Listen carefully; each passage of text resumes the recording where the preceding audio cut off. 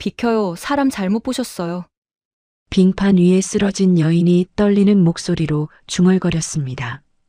폐지를 산처럼 실은 리어카, 동상으로 시퍼렇게 부르튼 5살 아이의 손. 그 여인의 얼굴을 확인한 순간 재벌 회장 한지와는 그 자리에 얼어붙었습니다.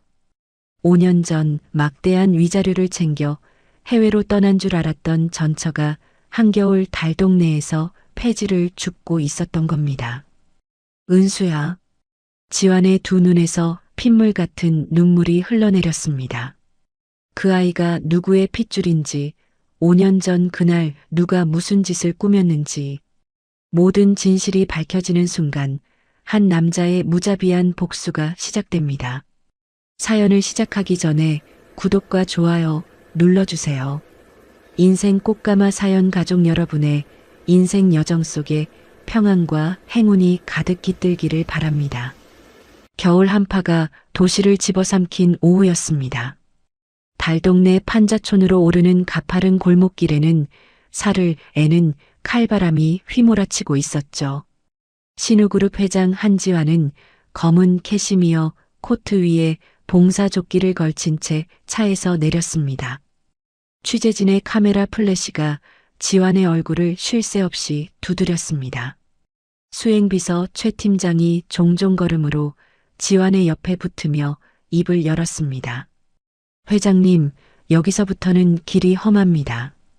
연탄은 직원들이 옮기겠습니다. 지환은 두꺼운 가죽 장갑을 벗어 최 팀장의 손에 쥐어주며 대꾸했습니다. 됐어. 사진 찍히려고 온 거 아니야. 지환의 목소리는 얼음장처럼 차가웠습니다.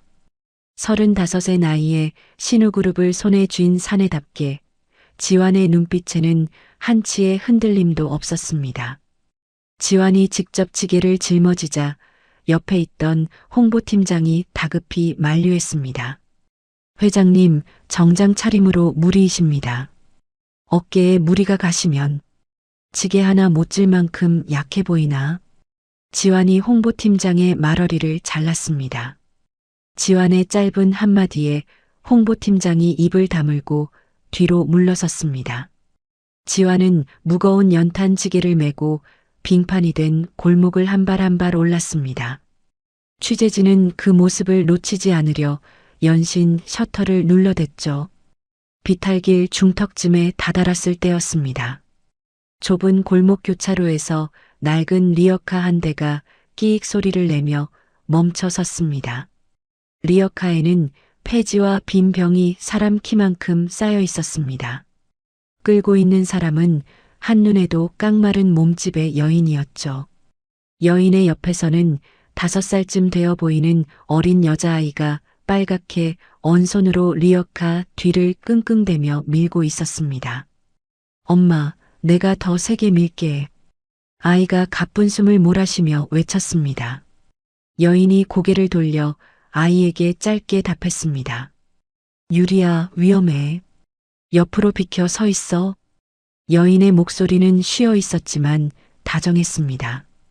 그 순간 리어카 바퀴가 빙판에 걸려 미끄러졌습니다. 여인이 중심을 잃고 무릎부터 바닥에 꺾이며 쓰러졌습니다. 쌓아 올린 폐지 더미가 와르르 골목 바닥으로 쏟아져 내렸죠. 아이가 놀라 비명을 질렀습니다. 엄마. 지환은 반사적으로 어깨에 맨 지게를 길가에 내려놓았습니다. 지환의 구두가 빙판을 박차며 여인 쪽으로 성큼성큼 다가갔습니다. 최 팀장이 뒤에서 다급히 불렀습니다. 회장님, 직원 시키시면 됩니다. 지환은 대답하지 않았습니다. 지환이 무릎을 꿇고 흩어진 박스 한 장을 집어들었을 때였습니다. 바닥에 엎드려 있던 여인이 천천히 고개를 들었습니다. 헝클어진 머리카락 사이로 드러난 그 얼굴을 본 순간 지환의 손에 들린 박스가 툭 떨어졌습니다. 지환의 두 다리가 그 자리에 못 박힌 듯 굳었습니다. 숨이 멎을 것 같은 정적이 지환을 휘감았죠. 여인의 이름은 정은수였습니다. 5년 전 막대한 위자료를 챙겨 해외로 떠난 줄 알았던 지환의 전처였습니다. 지환의 시선이 여인의 옆에 서 있는 아이에게로 천천히 옮겨갔습니다. 오뚝한 콧날, 동그란 이마, 겁먹은 눈매까지 어느 하나 은수를 빼닮지 않은 곳이 없었습니다. 아이의 작은 손은 추위에 시퍼렇게 얼어 있었고 패딩 사이로 삐져나온 손뭉치가 바람에 흔들렸습니다. 은수도 그제야 눈앞에 무릎 꿇은 사내가 누구인지 알아본 모양이었습니다. 은수의 얼굴이 종이장처럼 하얗게 질렸습니다. 은수가 황급히 몸을 일으키며 아이를 뒤로 끌어당겼습니다. 유리야, 이리 와. 빨리. 은수의 목소리가 떨렸습니다. 아이는 영문도 모른 채 엄마의 다리 뒤로 숨었습니다. 왜 그래, 엄마? 아저씨가 우리 박스 주워주는 거잖아. 아이의 천진한 목소리가 골목을 울렸습니다. 은수는 아이의 머리를 자기 품으로 끌어안으며 한 걸음, 두 걸음 뒤로 물러섰습니다. 은수의 터진 손마디에서 피가 배어나오고 있었습니다. 손등은 동상으로 부르터 시뻘겋게 부풀어 있었죠. 지환이 마른 입술을 겨우 떼며 한마디를 토해냈습니다. 은수야. 5년 만에 부르는 이름이었습니다. 은수의 어깨가 흠칫 떨렸습니다. 은수는 지환의 얼굴을 똑바로 쳐다보지 못한 채 시선을 바닥에 떨궜습니다. 사람 잘못 보셨어요. 비켜주세요. 은수의 목소리에는 두려움과 원망이 한데 엉켜 있었습니다. 지환이 한 걸음 다가서자 은수가 더 빠르게 뒤로 물러섰습니다. 빙판에 미끄러질 뻔한 은수를 아이가 두 손으로 붙잡았습니다. 엄마, 조심해. 지환의 시야가 흐릿하게 일그러졌습니다. 지환은 5년 전 그날 차가운 얼굴로 은수의 등을 떠밀던 자신의 모습이 떠올랐습니다. 짐을 챙길 시간도 주지 않고 맨몸으로 집에서 내쫓았던 그날의 자신을 지환은 똑똑히 기억하고 있었죠.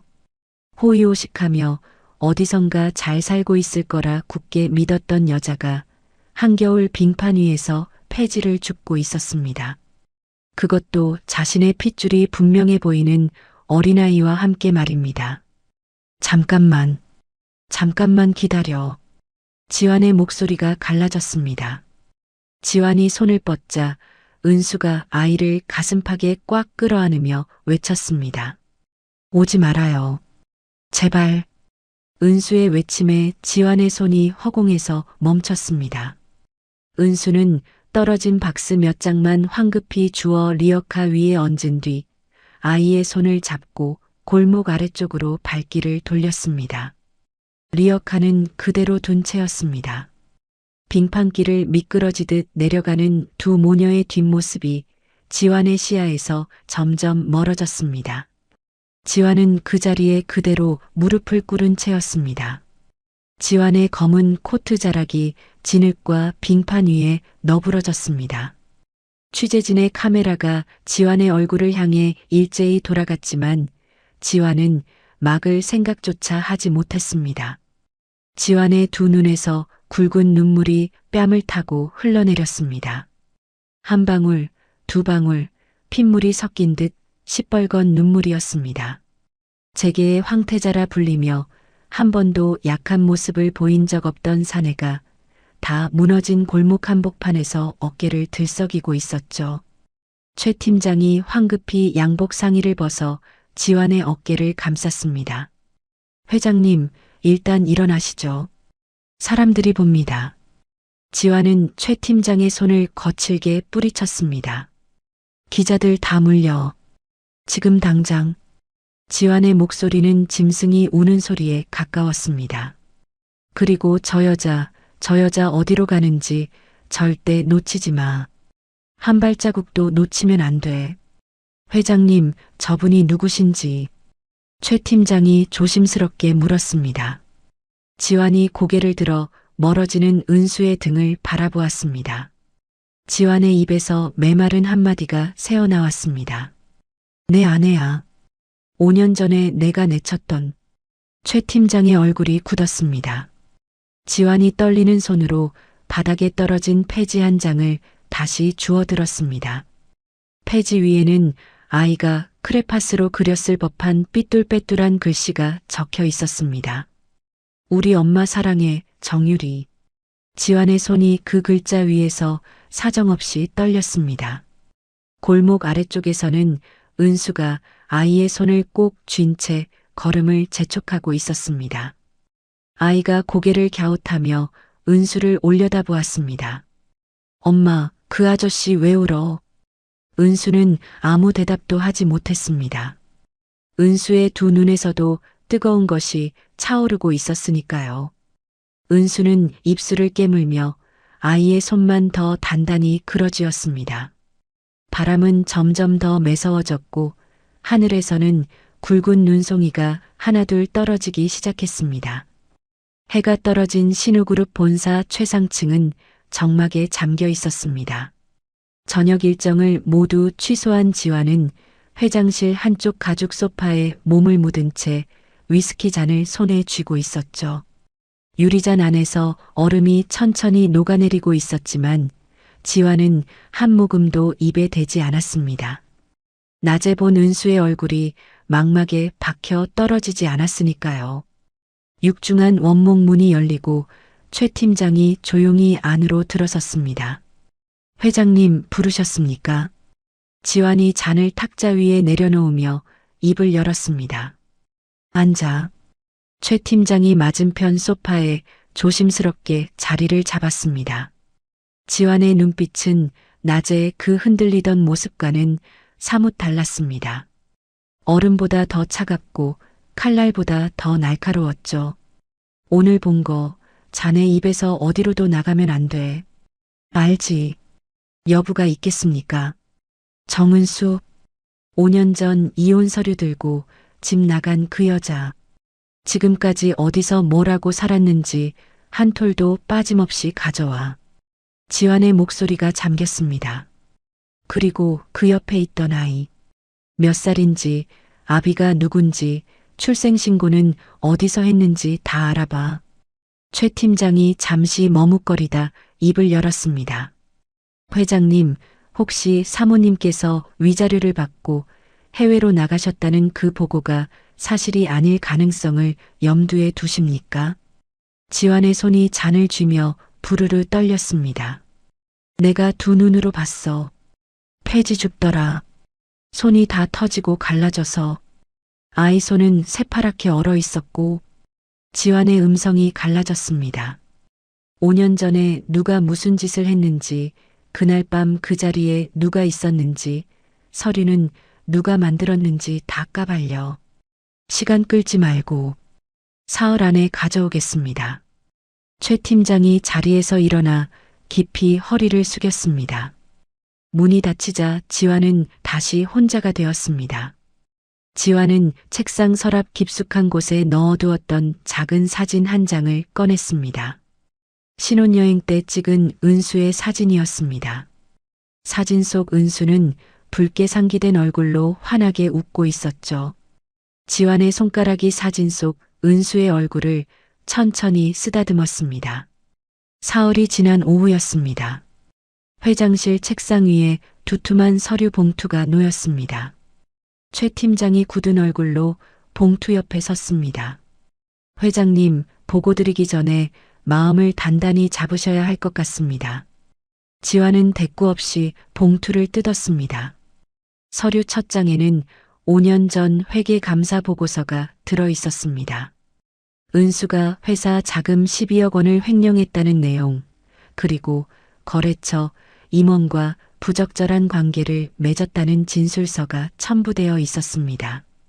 지환이 이혼을 결심하게 만들었던 바로 그 서류였죠. 이게 다 조작입니다, 회장님. 최 팀장이 떨리는 목소리로 말을 이었습니다.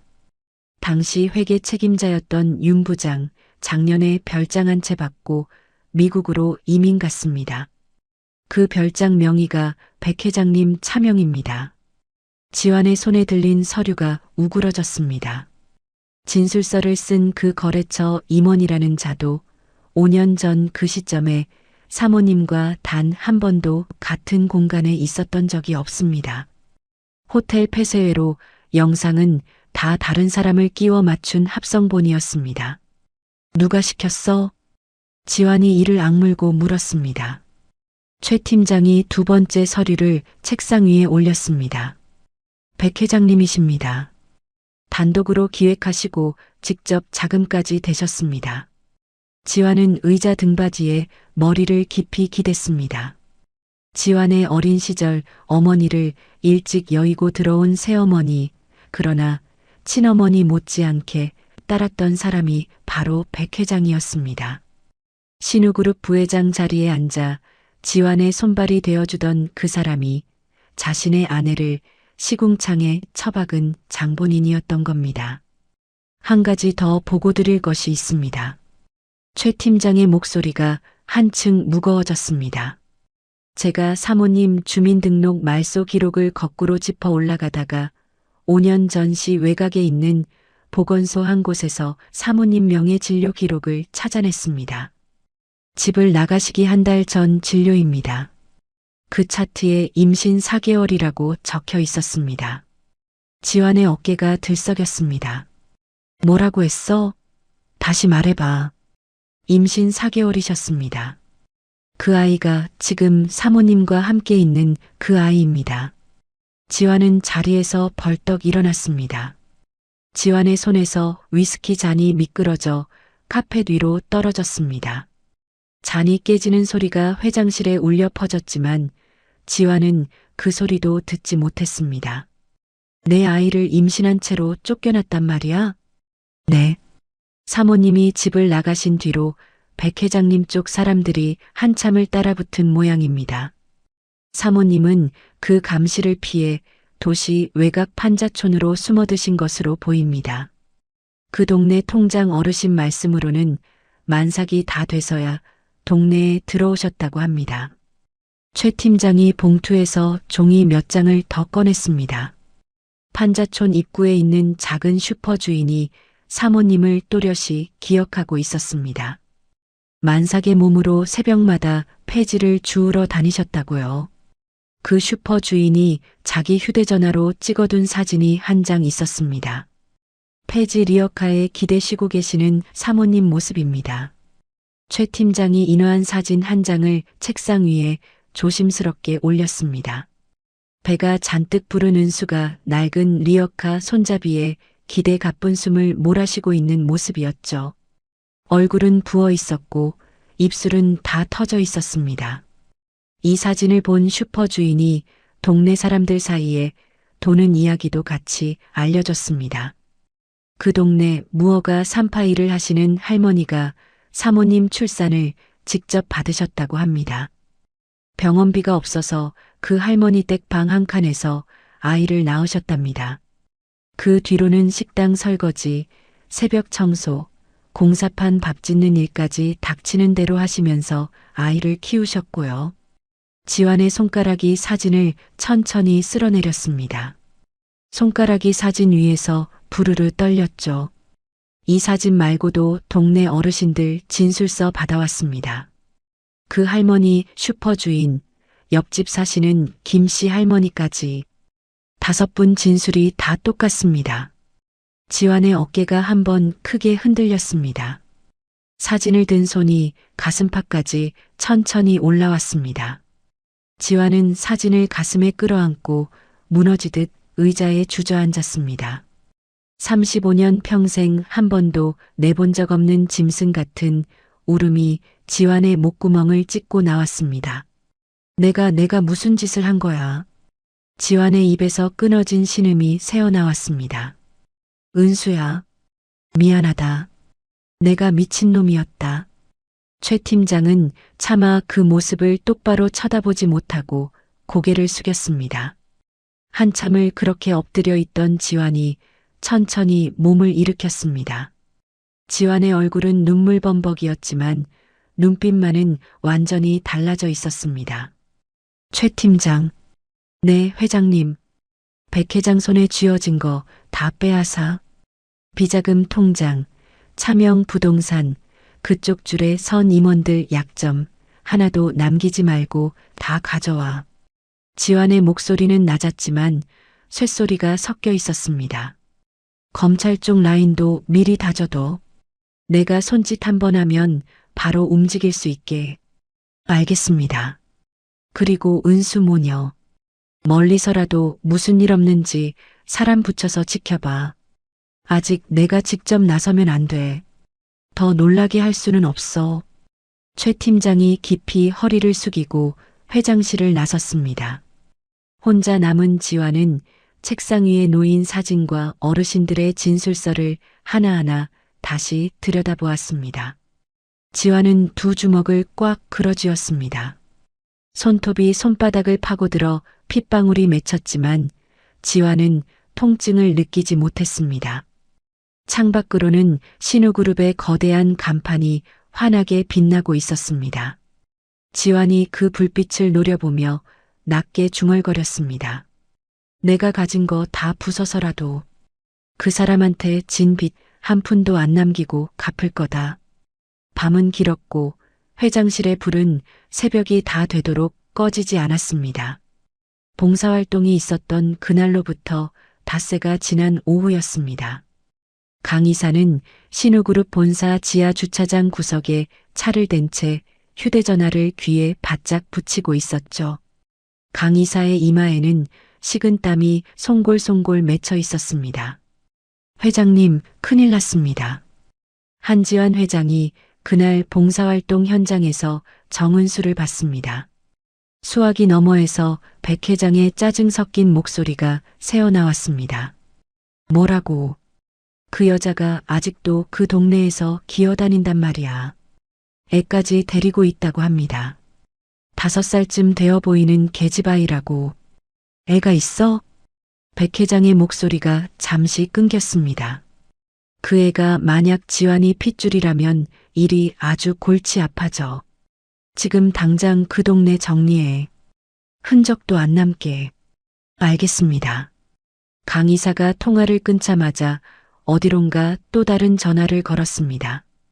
그날 오후 3시 달동네 판자촌 비탈에 검은 승합차 3대가 나란히 멈춰 섰습니다. 차에서 내린 사내들은 하나같이 검은 모자를 푹 눌러 쓴 험상궂은 인상이었죠. 재개발 철거 용역이라는 이름표를 단 사내들이 쇠망치와 강목을 들고 은수의 판잣집 앞에 늘어섰습니다. 여기 정은수 사는 집 맞지? 문 열어. 우두머리로 보이는 사내가 발로 함성문을 걷어찼습니다. 방 안에서 유리에게 점심을 먹이고 있던 은수의 얼굴이 새파랗게 질렸습니다. 누구세요? 왜 그러세요? 은수가 떨리는 목소리로 물으며 유리를 등 뒤로 끌어당겼습니다. 이 동네 재개발 들어간다고 통보 못 받았어. 짐 빼. 그런 통보 받은 적 없어요. 여기 다른 집들도 다 사람이 사는데. 말 맞네. 사내가 안으로 성큼 들어서더니 밥상을 발로 뒤집었습니다. 유리가 놀라 자지러지게 울음을 터뜨렸습니다.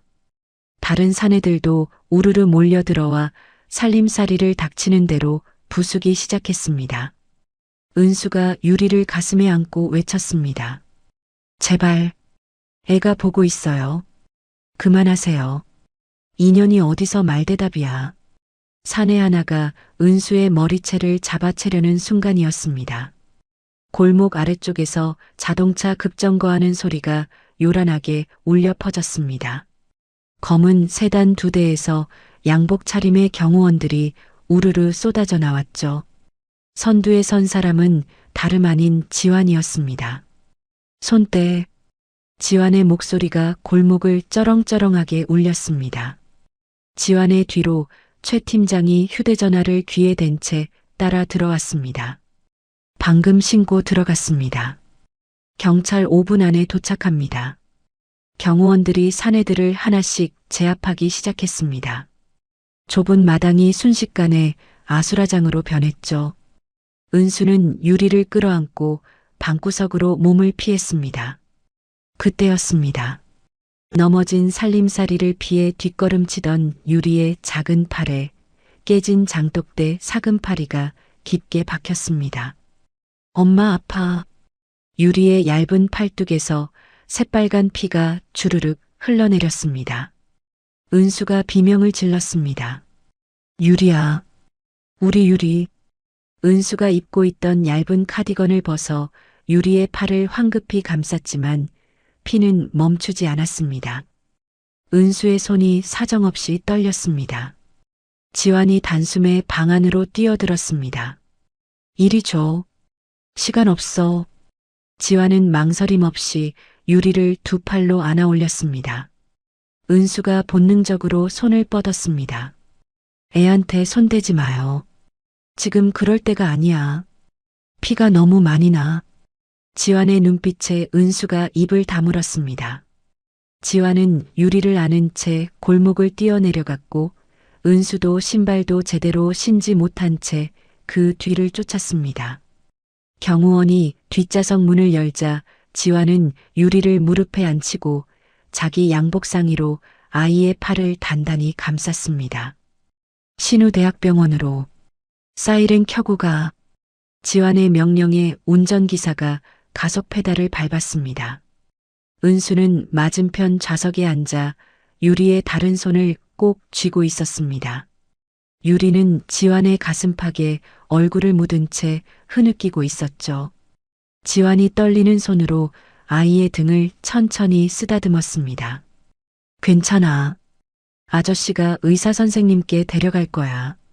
금방 안 아플 거야. 유리가 눈물 그렁한 눈으로 지환을 올려다봤습니다. 아저씨, 우리 엄마도 같이 가. 그럼, 엄마도 같이 갈 거야. 지환의 목소리가 살짝 떨렸습니다. 은수는 그 모습을 똑바로 쳐다보지 못하고 차창 밖으로 시선을 돌렸습니다. 신우대학병원 응급실에 도착하자 미리 연락을 받은 의료진이 입구에서 대기하고 있었습니다. 유리는 곧장 처치실로 옮겨졌고 봉합수술이 시작됐습니다. 지환은 처치실 앞 복도에서 병원장을 따로 불렀습니다. 원장님, 부탁 하나 합시다. 네, 회장님. 말씀하십시오. 아이 봉합하면서 나오는 피 한 방울만 따로 받아서 친자 확인 검사 의뢰해 주십시오. 결과는 오늘 저녁까지. 외부의 환자도 새어나가면 안 됩니다. 알겠습니다. 최우선으로 처리하겠습니다. 지환은 양복 안주머니에서 두 사람의 인적사항이 적힌 메모를 꺼내 건넸습니다. 처치실에서 유리가 봉합을 받는 동안 은수는 복도 의자에 앉아 두 손을 모으고 있었습니다. 지환이 종이컵에 따뜻한 보리차를 담아 은수 앞에 내밀었습니다. 좀 마셔. 입술이 다 텄어. 은수는 종이컵을 받지 않았습니다. 한참을 침묵하던 은수가 마른 입술을 떼었습니다. 여기 다 끝나면 우리 다시는 마주치지 말자. 지환의 손에 들린 종이컵이 살짝 흔들렸습니다. 은수야, 그렇게 이름 부르지 마. 은수의 목소리는 낮았지만 단호했습니다. 5년 동안 한 번도 안 찾았잖아. 사실이 아니라고 매달려도 짐승 보듯 내쫓았잖아. 이제 와서 왜 이래? 지환이 무릎을 살짝 굽히며 은수와 눈높이를 맞췄습니다. 내가 잘못했다. 다 내 잘못이야. 이제서야 잘못했다는 말 같은 거 듣고 싶지 않아. 은수가 자리에서 일어났습니다. 때마침 처치실 문이 열리고 의사가 나왔습니다. 보호자분, 봉합 잘 됐습니다. 흉터는 자라면서 옅어질 거예요. 감사합니다. 은수가 처치실로 들어가 유리를 안아 올렸습니다. 유리는 잠이 들어 있었죠. 은수가 지환을 쳐다보지도 않고 응급실 출구를 향해 걸음을 옮겼습니다. 태워줄 테니까. 지환이 다급하게 따라 나섰지만 은수는 손사래를 쳤습니다. 택시 부를게. 은수는 그렇게 유리를 안고 병원을 빠져나갔습니다. 지환은 택시 문이 닫히는 그 자리에 한참 동안 서 있었죠. 저녁 7시 무렵 지환의 회장 집무실 문이 열렸습니다. 병원장이 직접 봉투 하나를 들고 들어왔습니다. 회장님, 결과 나왔습니다. 지환은 봉투를 받자마자 그 자리에서 뜯었습니다. 한 장짜리 검사지 맨 아래에 굵은 글씨가 찍혀 있었습니다. 친자 확률 99.999%. 지환의 손에서 종이가 부르르 떨렸습니다. 병원장이 조용히 물러가자 지환은 책상을 짚고 한참을 서 있었습니다. 지환의 입에서 짐승 같은 신음이 터져 나왔습니다. 그의 손이 책상 위에 놓인 결제판을 거칠게 휩쓸었습니다. 서류들이 사방으로 흩뿌려졌고 만년필이 벽에 부딪혀 산산조각이 났습니다. 지환은 두 손으로 얼굴을 감싼 채 의자에 주저앉았습니다. 유리야, 아빠가 미안하다. 정말 미안하다. 지환의 어깨가 밤새도록 들썩였습니다. 책상 위에는 검사지 한 장이 형광등 불빛을 받으며 새하얗게 빛나고 있었죠. 친자 확인서를 받아든 다음 날 새벽이었습니다.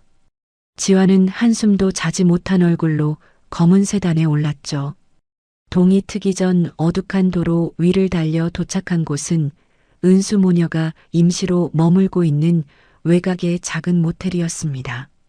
지환은 차에서 내리지 않은 채 운전석 옆자리에 앉은 최 팀장에게 낮은 목소리로 지시했습니다. 오늘부터 경호 인력 4명 사교대로 붙여 모텔 정문, 후문, 복도, 차도 1명씩. 알겠습니다. 은수 눈에 띄지 않게 해. 누가 자기를 지킨다는 거 알면 더 멀리 도망갈 사람이야. 지환의 시선이 모텔 2층 한 구석 창문에 머물렀습니다. 그 창문 너머에 은수와 유리가 있을 터였죠. 지환은 한참을 그 자리에 그렇게 앉아 있었습니다. 차가 본사로 돌아오는 동안 최 팀장이 휴대전화를 들고 분주하게 통화를 이어갔습니다. 며칠 사이 신우그룹 안팎에서는 보이지 않는 폭풍이 몰아치기 시작했죠. 백 회장 라인의 핵심 임원 4사람의 계좌가 일제히 동결됐고 검찰 특수부가 비자금 내사를 시작했다는 소문이 재계 안쪽에 빠르게 퍼졌습니다.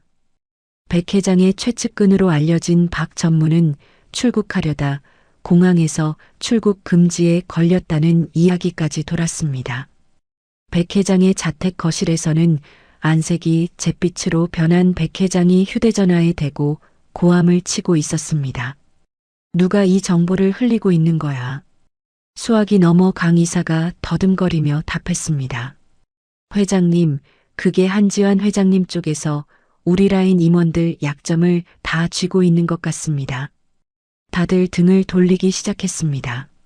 지환이 그 새끼가. 백 회장의 손에서 휴대전화가 떨어졌습니다. 백 회장은 소파에 풀썩 주저앉으며 가쁜 숨을 몰아쉬었죠. 같은 시각 인천국제공항 입국장에는 모자를 푹 눌러 쓴 사내 하나가 캐리어를 끌고 천천히 걸어 나오고 있었습니다. 오 비서관이었습니다. 5년 전 은수를 모함하는 일을 실무에서 직접 진두지휘했던 백 회장의 오른팔. 백 회장은 일이 다 끝나자 오 비서관을 동남아 어느 나라로 떠밀어 보낸 뒤 그곳에서 조용히 사라지기를 원하고 있었죠. 지난주에는 오 비서관이 묵던 호텔 방으로 정체불명의 사내둘이 들이닥쳤다가 가까스로 도망쳐 나오는 일이 있었습니다. 오 비서관은 그날 밤 짐을 쌌고 가짜 여권으로 비행기에 올랐습니다. 공항 화장실 칸에 들어간 오 비서관이 떨리는 손으로 미리 외워둔 번호를 눌렀습니다. 신우그룹 회장 비서실 직통 번호였죠. 한지환 회장한테 전해주세요.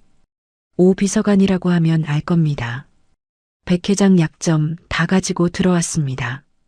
그날 밤 도시 외곽의 폐공장 안으로 검은 세단 한 대가 미끄러져 들어왔습니다. 헤드라이트 불빛에 오 비서관의 야윈 얼굴이 드러났습니다. 지환이 차에서 내려 천천히 다가갔죠.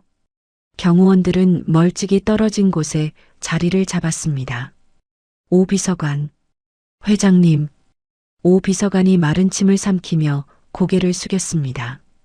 5년 전 일 내가 다 알아. 지환의 목소리는 낮았지만 칼끝처럼 날카로웠습니다. 당신 손으로 한 거잖아.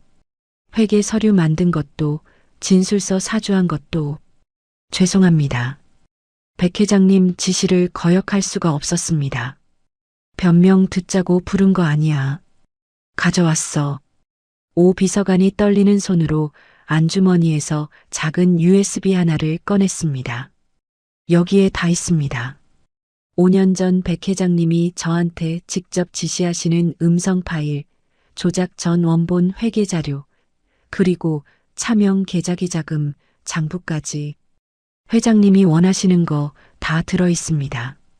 지환이 USB를 받아들었습니다.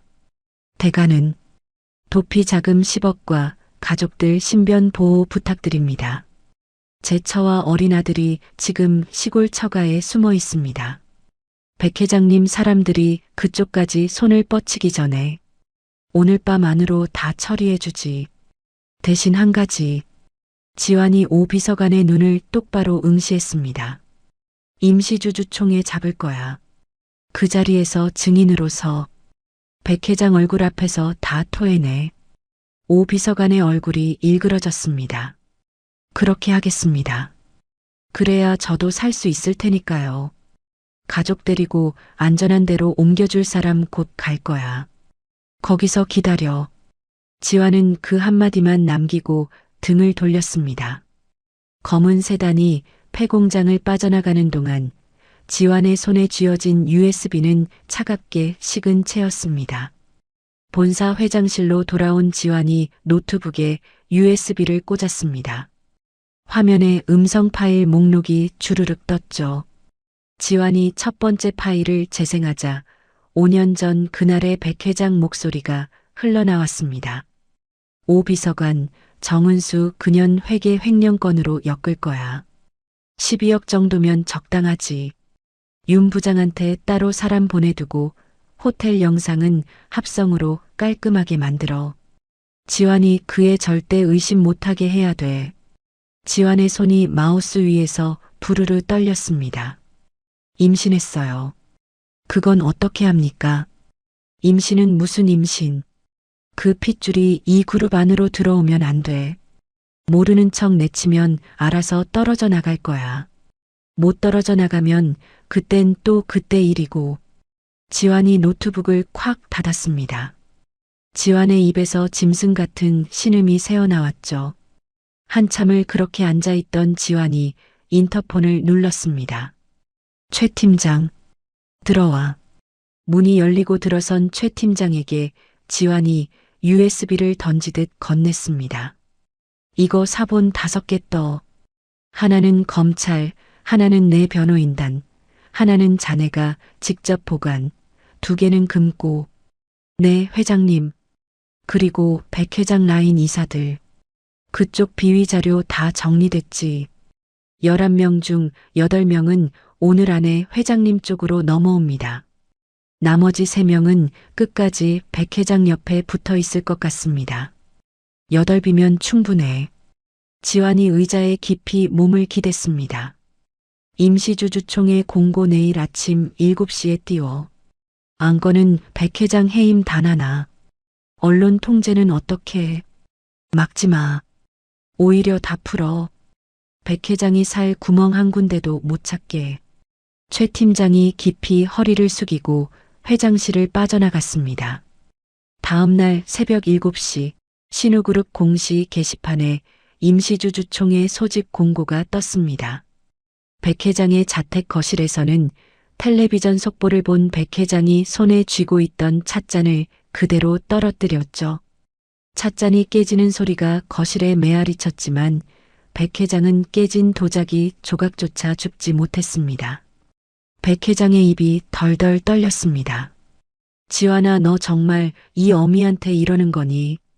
회장실 창가에 선 지환은 동이 트는 도시를 내려다보고 있었습니다. 지환의 손에는 유리가 떨어뜨리고 간 작은 머리끈 하나가 들려 있었죠.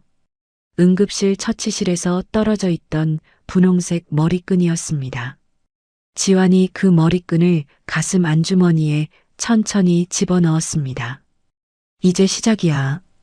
지환의 낮은 목소리가 빈 회장실에 가라앉았습니다. 창밖으로는 신우그룹의 거대한 간판 위로 차가운 아침 햇살이 천천히 번지고 있었죠. 임시주주총회 당일 아침, 신우그룹 본사 대강당 앞에는 출입증을 목에 건 주주들이 길게 줄을 서 있었습니다. 취재진의 카메라가 입구를 빼곡히 둘러쌌죠. 검은 정장에 진주 목걸이를 두른 백 회장이 비서 2명을 양옆에 거느리고 강당 안으로 들어섰습니다. 백 회장의 입가에는 옅은 미소가 걸려 있었지만 그 미소는 어딘가 어색하게 굳어 있었습니다. 회장님, 오늘 안건이 회장님 해임건이라고 하던데. 기자 하나가 마이크를 들이밀자 백 회장이 콧방귀를 뀌며 답했습니다. 지환이 그 애가 잠깐 정신이 나갔나 보지. 1시간 뒤에 다시 와요. 내가 친히 설명해 줄 테니까. 백 회장이 강당 중앙의 지정석에 앉자 양옆으로 측근 이사들이 자리를 채웠습니다. 하지만 백 회장의 등 뒤로 빈자리가 듬성듬성 보였죠. 어제까지만 해도 백 회장 라인이라 불리던 임원들이 약속이라도 한 듯 반대쪽 자리로 옮겨 앉아 있었습니다. 백 회장의 미간이 잠시 일그러졌습니다. 정각 10시 단상 연문이 열리고 지환이 모습을 드러냈습니다. 지환은 군더더기 없는 짙은 회색 정장 차림이었습니다. 지환의 손에는 얇은 서류철 하나가 들려 있었죠.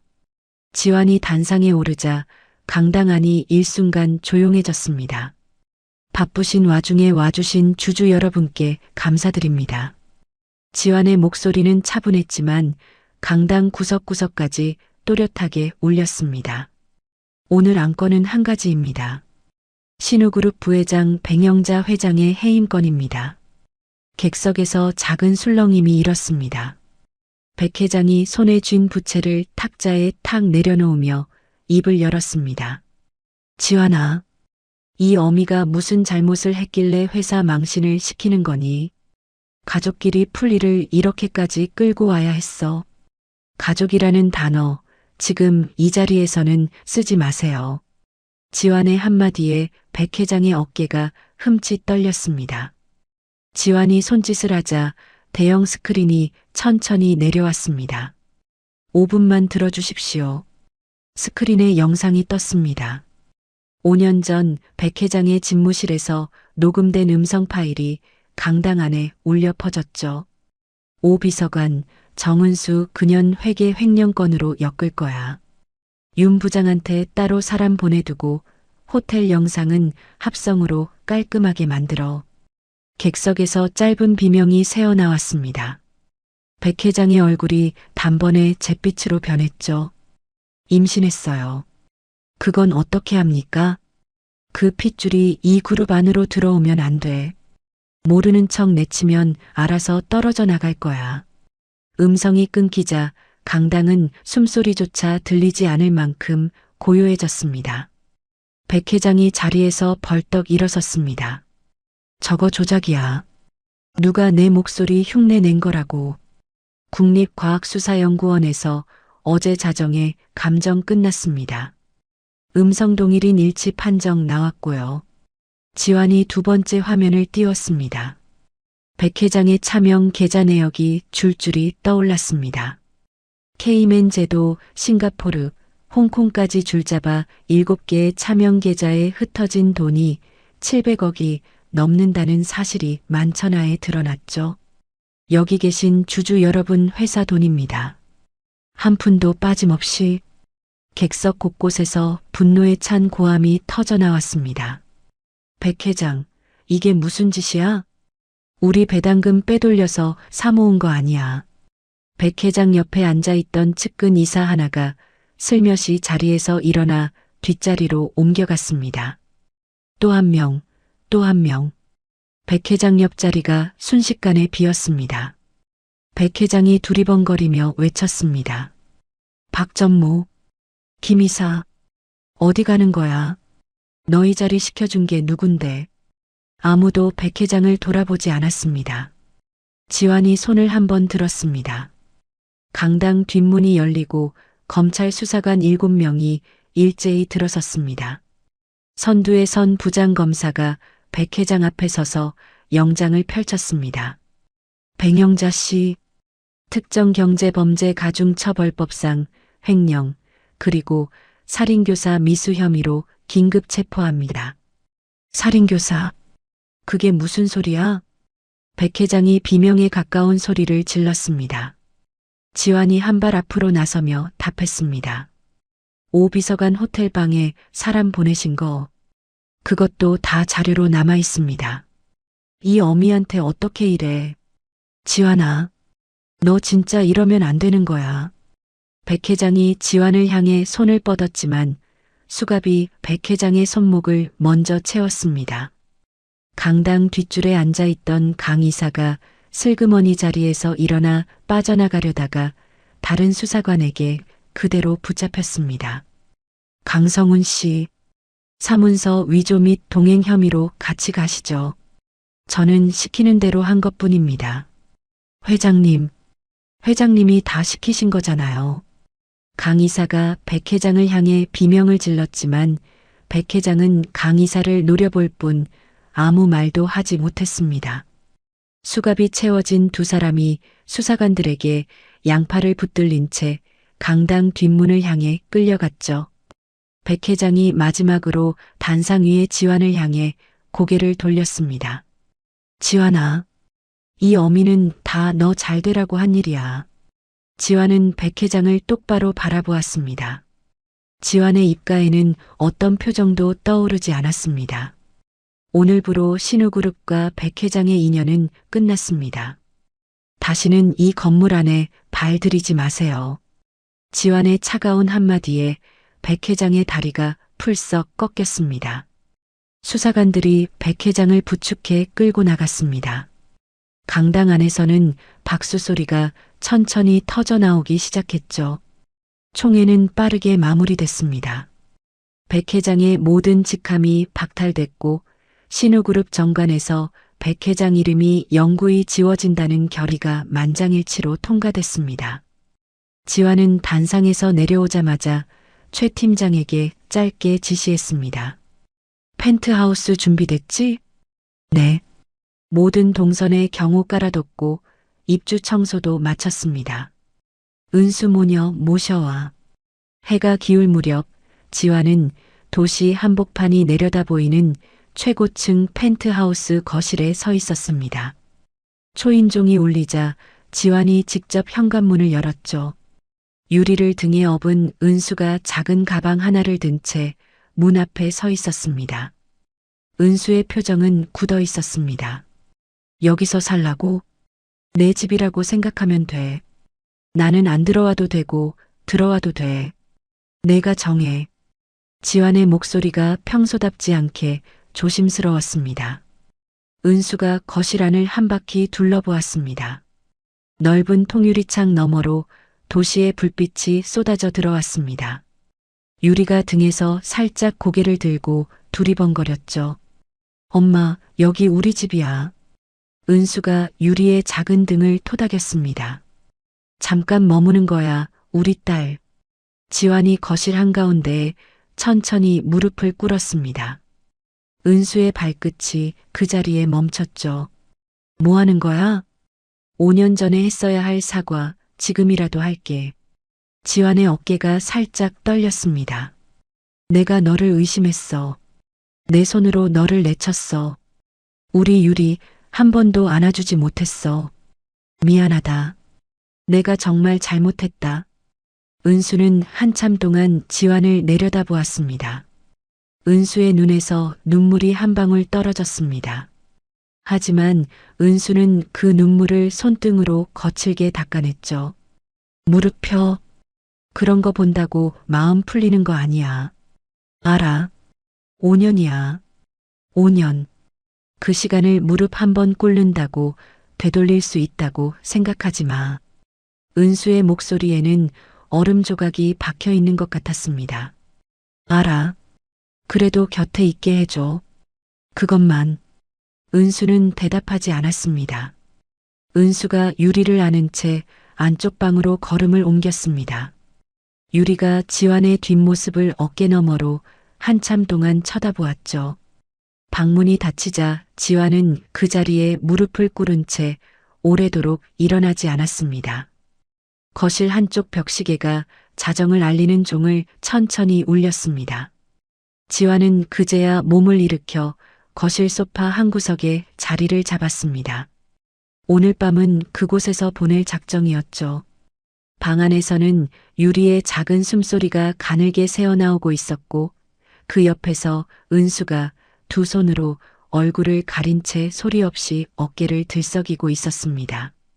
펜트하우스에 은수 모녀가 들어온 지 한 달이 지나고 있었습니다. 유리는 깨끗한 침대와 따뜻한 욕조, 매일 새것 같은 옷에 조금씩 익숙해져 가고 있었죠. 지환은 아침이면 출근하기 전 거실 식탁 위에 작은 종이 쪽지 한 장을 두고 나갔습니다. 오늘도 잘 부탁해. 점심 꼭 챙겨 먹어. 은수는 그 쪽지를 읽고도 답장을 쓰지는 않았습니다. 다만 쪽지를 구겨버리지는 않았죠. 그날도 햇살이 잘 드는 거실 한복판에 유리가 엎드려 있었습니다. 유리는 새로 받은 스케치북에 가족 그림을 그리는 중이었죠. 크레파스로 엄마와 자기를 그리고 잠시 망설이다가 그 옆에 키 큰 남자 한 명을 그려 넣었습니다. 엄마, 이거 봐. 우리 가족. 유리가 스케치북을 들고 부엌으로 뛰어왔습니다. 설거지를 하던 은수가 손을 닦으며 돌아봤죠. 유리가 환하게 웃으며 그림 속 남자를 손가락으로 가리켰습니다. 이게 그 아저씨야. 아저씨 키 크니까 우리 옆에 있으면 좋잖아. 은수의 손이 행주를 쥔 채 잠시 멈췄습니다. 유리야. 그거 엄마랑 나중에 천천히 이야기하자. 엄마, 나 어지러워. 말이 끝나기가 무섭게 유리의 작은 몸이 휘청거렸습니다. 유리의 코에서 빨간 핏방울이 똑똑 마룻바닥으로 떨어졌죠. 유리야. 은수가 비명을 지르며 달려갔습니다. 유리는 그대로 은수의 품으로 쓰러졌습니다. 유리의 얼굴은 백지장처럼 하얗게 변해 있었고 작은 입술에는 핏기가 한 톨도 없었습니다. 유리야. 엄마야. 눈 좀 떠봐. 우리 딸. 은수가 유리의 뺨을 가볍게 두드렸지만 유리는 눈을 뜨지 못했습니다. 은수의 손이 사정없이 떨렸죠. 은수는 식탁 위에 놓인 휴대전화를 황급히 집어들었습니다. 지환아, 빨리 와. 우리 유리가 쓰러졌어. 빨리.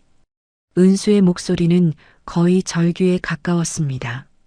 회의 중이던 지환은 휴대전화를 든 채로 자리에서 벌떡 일어났습니다. 움직이지 마. 내가 지금 바로 갈게. 10분. 지환은 임원 회의실 문을 박차고 나갔습니다. 엘리베이터를 기다릴 새도 없이 비상계단을 뛰어내려갔죠. 신우대학병원 응급실에 도착한 지환은 유리를 안은 채 응급실 입구로 뛰어들어갔습니다. 미리 연락을 받은 의료진이 들것을 끌고 마중 나와 있었죠. 유리는 곧장 중환자실로 옮겨졌고 검사가 시작됐습니다. 복도 의자에 은수가 무너지듯 앉아 있었습니다. 지환이 그 옆에 조심스럽게 자리를 잡았죠. 괜찮을 거야. 별일 아닐 거야. 지환이 떨리는 목소리로 말했지만 은수는 두 손을 깍지 낀 채 고개를 푹 숙이고 있었습니다. 감기인 줄 알았어. 며칠 전부터 자꾸 멍이 들길래 좀 약하게 컸나 했는데 은수의 어깨가 가늘게 떨렸습니다. 지환이 망설이다 은수의 손등 위에 자기 손을 살며시 올렸습니다. 은수는 그 손을 뿌리치지 않았죠. 3시간 뒤 흰 가운을 입은 주치의가 두 사람 앞에 섰습니다. 주치의의 표정은 무거웠습니다. 보호자분, 마음 단단히 잡으시고 들으세요. 은수가 천천히 고개를 들었습니다. 유리, 급성 백혈병입니다. 아이들한테 가끔 생기는 종류고 진행이 빠른 편입니다. 은수의 입에서 짧은 신음이 새어나왔습니다. 바로 항암 치료 들어가야 하고 그게 끝나면 골수 이식까지 가야 살릴 수 있습니다. 지환이 주치의의 가운 자락을 붙잡았습니다. 선생님, 우리 유리 살릴 수 있는 거 맞죠? 그렇죠? 방법이 있긴 합니다. 그런데 시간이 정말 없습니다. 은수의 다리에서 힘이 풀렸습니다. 은수는 복도 바닥에 그대로 주저앉아 두 손으로 얼굴을 감쌌습니다. 은수의 입에서 가느다란 울음이 새어나왔죠. 우리 유리가 무슨 죄야? 5살밖에 안 됐는데, 이제 겨우 5살인데, 지환이 은수 앞에 무릎을 꿇었습니다. 내가 살릴게. 무슨 짓을 해서라도 내가 살릴 거야. 약속해. 지환의 두 눈에서 굵은 눈물이 떨어졌습니다. 지환의 양손이 은수의 손을 꽉 끌어쥐었습니다. 은수도 처음으로 지환의 손을 마주 잡았습니다. 다음 날 아침 두 사람은 조혈모세포 일치 검사를 받았습니다. 은수는 1시간도 못 자고 검사실 앞에서 결과를 기다렸죠. 지환은 회사 일을 모두 미루고 그 옆을 지켰습니다. 오후 늦게 주치의가 다시 두 사람을 진료실로 불렀습니다. 어머님은 안타깝게도 불일치입니다. 은수의 입술이 새파랗게 질렸습니다. 아버님은 반일치, 그러니까 절반 일치 나왔습니다. 완전 일치하는 사람은 못 찾는 거예요. 은수가 떨리는 목소리로 물었습니다. 국내외 기증자 명단을 다 뒤지는 중인데 완전 일치하는 사람을 찾는데 보통 몇 달이 걸립니다. 빨라도 3달, 늦으면 반년이고요. 3달이라뇨. 우리 유리는 그때까지 못 기다리잖아요. 은수가 진료실 책상을 부여잡고 흐느꼈습니다. 지환이 떨리는 손으로 주치의 앞에 자기 팔을 내밀었습니다. 제 거 쓰세요. 절반이라도 가져다 쓰세요. 아버님, 반일치 이식은 위험 부담이 큽니다. 거부 반응이 심하게 올 수도 있고 무엇보다 기증자분이 견디셔야 하는 고통은 제 몫이고요. 우리 유리 살리는 길이라면 뭐든 다 합니다. 지환의 눈은 조금도 흔들리지 않았습니다. 반일치 이식 성공률 높이려면 채취량을 2배 가까이 늘려야 합니다. 일반적인 마취 절차로는 그만큼을 한 번에 못 뽑습니다. 국소 마취로 깨어있는 상태에서 골반에 바늘을 수십 번 찔러 넣어야 하고요. 통증이 견디기 어렵습니다. 하겠습니다. 오늘 당장 일정 잡아주세요. 지환의 목소리는 단호했습니다. 은수가 지환의 팔을 잡았습니다. 지환아, 너 그러다 어떻게 될지 모르는 거잖아. 내가 안 하면 우리 유리가 어떻게 될지 모르잖아. 그게 더 무서워. 지환이 은수의 손을 가만히 떼어내고 주치의를 바라봤습니다. 내일 아침 첫 수술로 잡아주세요. 사인은 지금 다 하겠습니다. 진료실을 나온 두 사람은 중환자실 면회 시간에 맞춰 유리에게 들렀습니다. 유리는 작은 침대에 누운 채 가느다란 숨을 쉬고 있었죠. 머리 한쪽에 가는 호스가 꽂혀 있었고 팔에는 주사 바늘이 박혀 있었습니다. 유리가 천천히 눈을 떴습니다. 엄마, 아빠. 은수의 어깨가 흠칫했습니다. 유리가 처음으로 지환을 아빠라고 불렀던 겁니다. 지환이 침대 옆에 무릎을 꿇었습니다. 우리 유리, 아빠 여기 있어. 아빠, 나 머리 아파. 아빠가 다 낫게 해줄게. 약속해. 우리 유리 금방 일어나서 같이 그림 그리자. 유리가 작게 고개를 끄덕이고는 다시 눈을 감았습니다. 은수가 유리의 작은 손을 잡고 입을 맞췄습니다. 유리의 손은 얼음장처럼 차가웠죠. 면회를 마치고 복도로 나온 은수가 지환 앞에 멈춰 섰습니다. 은수가 마른 입술을 떼었습니다. 꼭 살아 돌아와. 너도 우리 유리도. 은수의 눈에서 한 줄기 눈물이 떨어졌습니다. 지환이 은수의 어깨를 가만히 끌어안았습니다. 은수는 이번에는 지환의 품을 밀어내지 않았죠. 복도 끝 창문 너머로 해가 천천히 저물고 있었고 두 사람의 그림자가 차가운 복도 바닥 위에 길게 드리워졌습니다. 수술 결정이 내려진 다음 날 새벽이었습니다. 지환이 환자복으로 갈아입기 위해 탈의실로 향하던 그때 임원진 3명이 다급한 얼굴로 병원 복도를 가로질러 뛰어들어왔습니다. 선두에 선 김 부사장이 숨을 헐떡이며 입을 열었습니다. 회장님, 큰일 났습니다.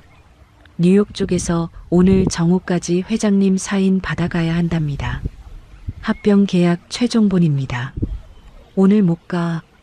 회장님, 이번 합병 무산되면 위약금만 1,200억입니다. 게다가 미국 쪽 회장이 회장님 얼굴 보고 결정하겠다고 못을 박았습니다. 전세기 활주로에 대기시켜놨습니다. 2시간 안에 인천공항으로 출발하셔야 합니다. 지환은 환자복을 든 채로 김 부사장을 잠시 바라봤습니다. 부사장? 네, 회장님. 오늘 내 딸 수술이야. 내가 골수를 주지 않으면 그 애가 죽어. 하지만 회장님, 합병권이 무너지면 그룹 전체가 무너지면 무너지는 거고. 지환이 환자복을 옆 의자에 내려놓고 안주머니에서 펜을 꺼냈습니다. 지환은 김 부사장의 손에 들린 서류철을 받아 그 자리에서 펼쳤습니다. 합병권 전면 백지화. 위약금은 내 개인 자산에서 충당. 오늘부로 모든 경영 결정은 부사장 이하 임원진에게 위임. 지환은 빈 페이지에 그 한 줄을 또박또박 쓴 뒤 사인을 했습니다. 김 부사장의 얼굴이 흑빛이 되었습니다. 회장님, 한 번만 다시 생각해 주십시오. 한 번만요. 우리 유리가 어디서 5살까지 자랐는지 알아. 지환의 목소리가 잠시 잠겼습니다. 수돗물도 안 나오는 판잣집에서 자랐어. 내가 그 애한테 해준 게 하나도 없어. 5년 동안 단 하루도.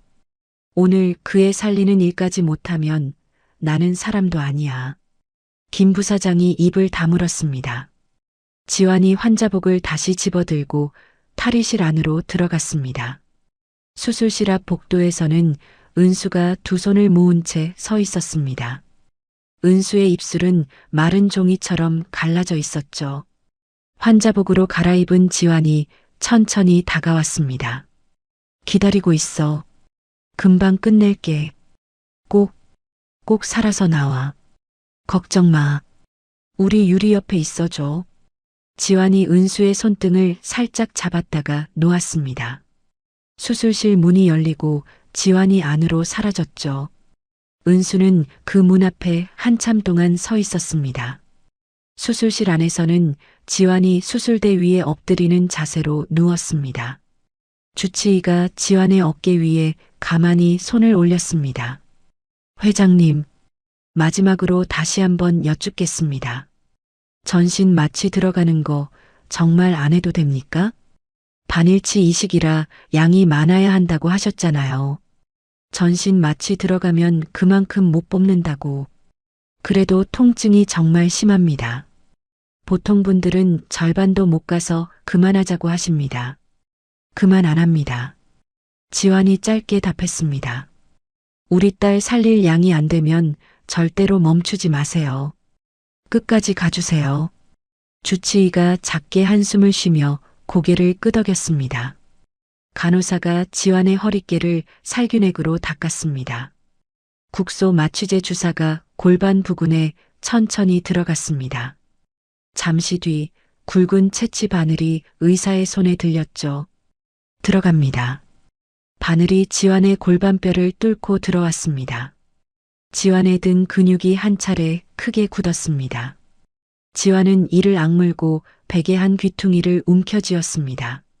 첫 번째 채취가 끝나자 의사가 바늘 위치를 조금 옮겼습니다. 두 번째, 세 번째, 다섯 번째. 바늘이 들어갈 때마다 지환의 온몸이 한 번씩 부르르 떨렸습니다. 회장님, 잠시 쉬었다 갈까요? 계속하세요. 지환의 목소리가 거칠게 갈라졌습니다. 이마에서 굵은 식은땀이 흘러내려 베개를 적셨죠. 15번째 바늘이 들어갈 무렵 지환의 입술이 터져 피가 베개에 번졌습니다. 지환은 신음조차 삼켰습니다. 입속에서 새어나오려는 비명을 어금니로 지시겼죠. 복도에서는 최 팀장이 은수 곁에 서서 잠시 망설이다 입을 열었습니다. 사모님, 네. 회장님이 오늘 아침에 합병 계약 백지화하셨습니다. 회사 사활이 걸린 건이었는데 위약금까지 전부 본인 돈으로 메우겠다고 사인하시고 들어가셨습니다. 은수의 시선이 천천히 최 팀장에게 옮겨갔습니다. 그리고 지금 마취 없이 견디고 계십니다. 양을 충분히 뽑아야 유리 아가씨 살릴 가능성이 높아진다고 해서요. 마취가 없다고요? 네. 국소 마취만 한 상태로요. 의사 선생님 말씀이 보통 사람은 절반도 못 가서 멈춘다고 합니다. 은수의 다리에서 힘이 풀렸습니다. 은수는 복도 의자에 풀썩 주저앉아 두 손으로 얼굴을 가렸습니다. 은수의 어깨가 사정없이 들썩였죠. 바보야. 그렇게까지 안 해도 되는데. 그렇게까지 안 해도.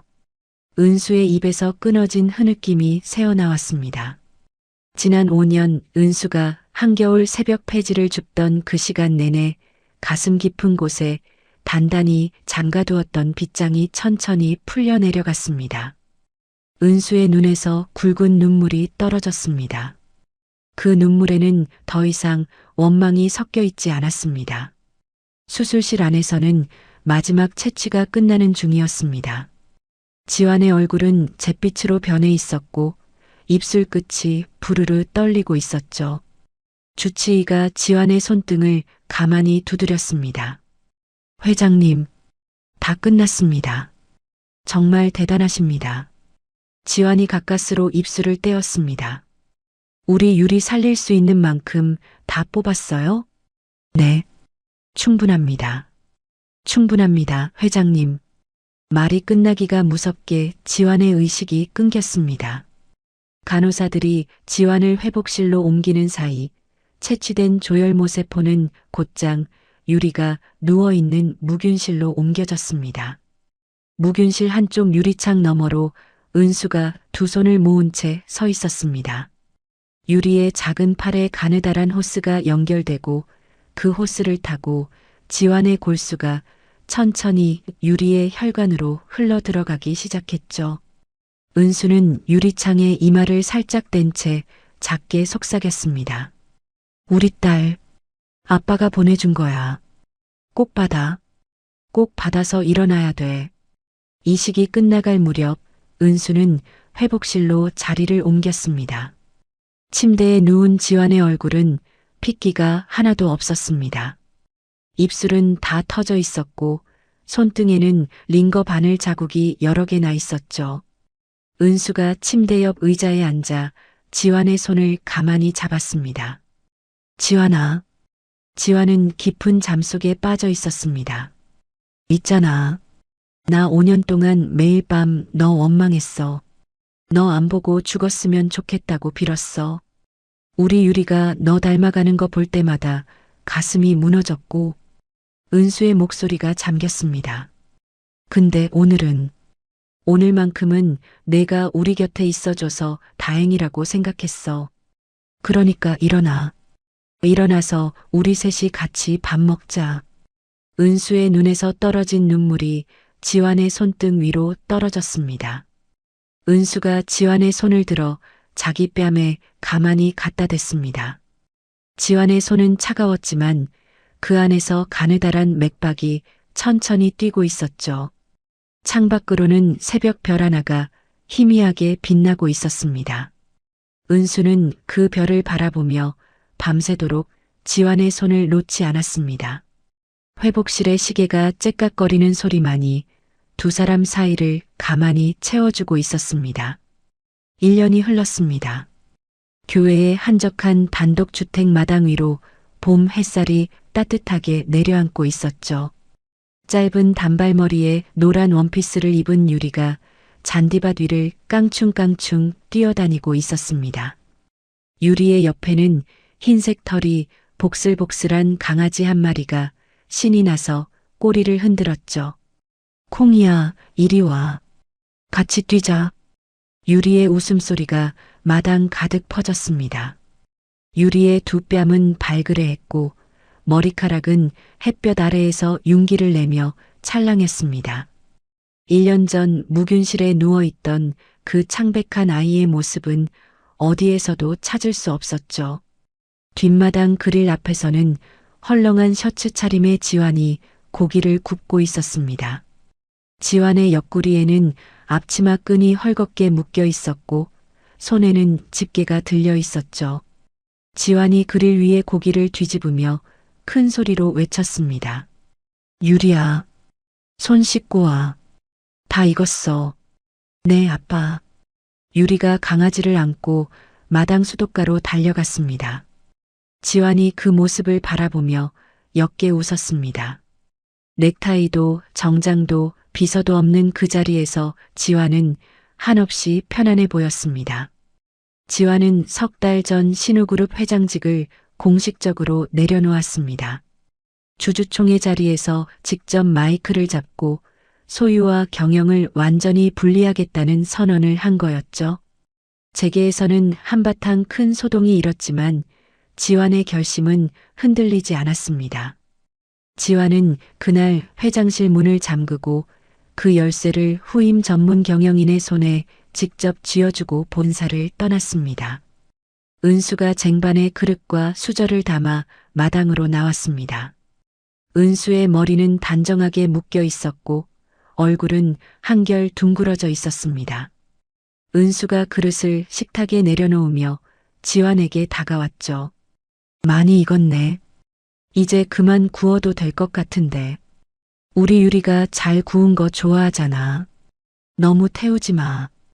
약 먹은 지 얼마 안 됐어. 속 안 좋을 수도 있어. 알았어. 지환이 집게를 내려놓고 은수를 향해 돌아섰습니다. 지환이 은수의 이마에 살짝 입을 맞췄습니다. 은수가 살며시 웃으며 지환의 가슴팍을 손바닥으로 가볍게 밀어냈죠. 유리 봐. 보면 어때? 우리 부부인데. 손을 씻고 달려온 유리가 식탁 옆으로 뛰어왔습니다. 유리가 지환의 다리를 와락 끌어안았습니다. 아빠, 나 배고파. 지환이 유리를 번쩍 안아들었습니다. 유리는 1년 전보다 부쩍 자라 있었지만 지환의 품 안에서는 여전히 작고 따뜻한 아이였습니다. 우리 딸, 오늘 검사 결과 받아왔다고 했지. 응. 의사 선생님이 다 나았대. 이제 안 와도 된대. 진짜야. 진짜. 거짓말 안 해. 지환의 눈에 살짝 물기가 어렸습니다. 지환이 유리의 작은 등을 한참 동안 토닥였습니다. 은수가 그 모습을 바라보며 두 손으로 자기 입을 가렸죠. 은수의 어깨가 가만히 떨렸습니다. 세 사람이 식탁에 둘러앉아 점심을 먹는 동안 거실 안쪽에서 텔레비전 뉴스가 흐릿하게 들려왔습니다. 앵커의 차분한 목소리가 그릇 부딪히는 소리 사이를 비집고 들어왔죠. 신우그룹 전 부회장 백영자 씨가 어제 수감 중이던 교도소 노역장에서 쓰러져 인근 병원으로 이송됐습니다. 백 씨는 횡령과 살인교사 미수 등의 혐의로 12년 형이 확정돼 복역 중이었으며 건강 악화로 형 집행이 일시 정지될 수 있다는 관측이 나오고 있습니다. 지환은 잠시 젓가락을 멈췄습니다. 은수가 지환의 어깨를 가만히 두드렸습니다. 그 사람 이야기는 이제 그만 듣자. 그래. 지환이 다시 젓가락을 들었습니다. 지환의 표정에는 어떤 동요도 떠오르지 않았습니다. 식사가 끝난 뒤 세 사람은 마당에 펼쳐둔 돗자리에 나란히 앉았습니다. 유리는 강아지 콩이를 무릎에 앉히고 동화책을 펼쳤습니다. 은수가 지환의 어깨에 살며시 머리를 기댔습니다. 내일 가게 여는 거 진짜야? 응.